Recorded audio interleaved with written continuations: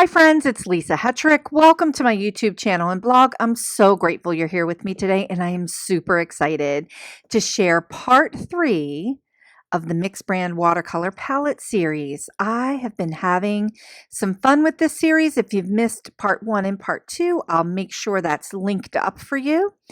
And I'm super excited because I'm in this series, I'm swatching and I'm sharing insight into the color choices that I've made for this mix palette I have for florals.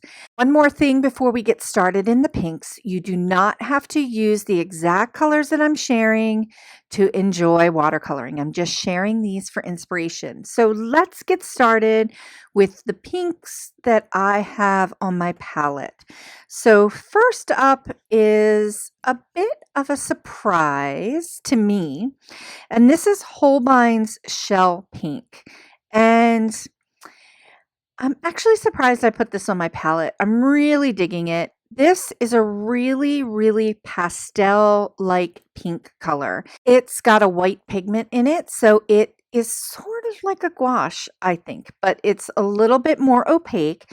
But what I really enjoy about this color is that when you water it down a little bit, you can really change the value and get a really soft pink color. I like to use it for mixing with other colors as well. And I just enjoy it as a color that I'm going to layer on top of other colors. So it just gives that little pop of pink that I'm really enjoying. Again, it's Holbein Shell Pink. Holbein makes some really wonderful watercolors. I have a few others on this palette, but I really enjoy this Shell Pink. I paint flowers, so these beautiful hues of pink come in handy, and I really enjoy it. Okay, so the next color on my palette here is Winsor Newton Opera Rose, and it is a PR 122 and a fluorescent color. It is a pop neon kind of pink. You can find Opera Rose in a variety of watercolor brands. I just happen to like the Winsor Newton brand the most. I do like the Daniel Smith and the Schminke and the Sennelier. There's lots of different brands. It'll be called a little bit something different across brands, but I really like this one for my palette, and it mixes well with some of the other colors on my palette. So that's why I chose the Winsor Newton brand. Really enjoy that color. It's perfect also to add just a little extra pink on the edge of petals. Okay, so my next two colors are from Daniel Smith, and I'm back to the Quinnies, the Quinacridones. I love Quinacridone colors. I just do. So the first one is Daniel Smith Quinacridone Pink, and this is a PV42. So it's a single pigment color, and I really like this color. It's beautiful in its mass tone. It's got this coolness to it. It's a great color. It's really clear and very transparent. You can see when I've added water to it, you can really get some different values of this color, and I really enjoy it. It's a great color to mix with other colors as well.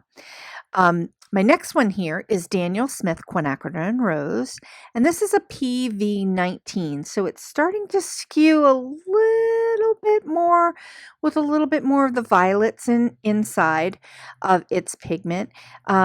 So I like that. On my palette, I start with the really light pinks, and I'm just starting to move up a little bit with more of violet colors and purple tones in these pinks. Now, the Daniel Smith Quinacridone Rose, I just love it. There's lots of Quinacridone roses across different brands, but this one is my favorite. It's just beautiful in its mass tone, and then it's also just gives you some really great values when you add water.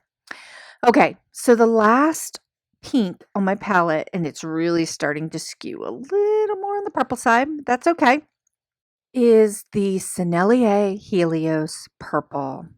And this is a single pigment color. I really love the Sennelier brand. You've seen a couple other Sennelier colors on my palette. I love this color because it's a single pigment. It's got some red tone to it as it starts to move into my violet palette, my violet part of my palette. But it is has some beautiful pink undertones when it is when you add water. It's very transparent. You can get a lot of different values of this color, and I really enjoy using this color as a mixing color as well.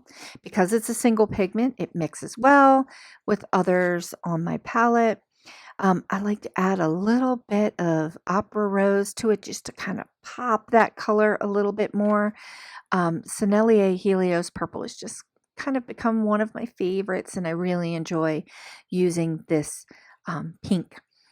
So here's a look at all of the pinks that are on my palette. I have Holbein Shell Pink, Winsor Newton Opera Rose, Daniel Smith Quinacridone Pink, Daniel Smith Quinacridone Rose, and Sennelier Helios Purple. So you can see that the pinks start with like our really bright pinks, and then we're moving into like middle pinks, and then starting to head into having a little bit more violet tones in my color here as we start to move to the violet portion of my palette. So these are the pinks that are on the palette. I really love these. These are great colors for florals, and I enjoy using them, mixing them with other colors on my palette. In the last 2 videos in the series, I have shared this watercolor palette. This is my favorite watercolor palette. It's by Magello. It's called the Bulletproof Glass palette. It's not glass. It's made from the plastics, I believe, that they use to create bulletproof glass. But the reason why I enjoy this palette so much is look at all this mixing space. It has room for 36 colors, and it has a ton of mixing space, and the colors don't beat up, and I really enjoy it. So all of these colors I do keep in a separate container in my studio so I never lose them. And the paper that I've been using for the swatching is from the B Paper Company. It's 100% cotton watercolor paper, and I absolutely love it. In part 4 next week, I'm going to be sharing the purples and the violets on my palette. I hope you enjoyed today's peek into my mixed color palette and talking all about the pinks. Thanks so much for joining me. Please consider sharing the joy by liking this video and subscribing to this channel.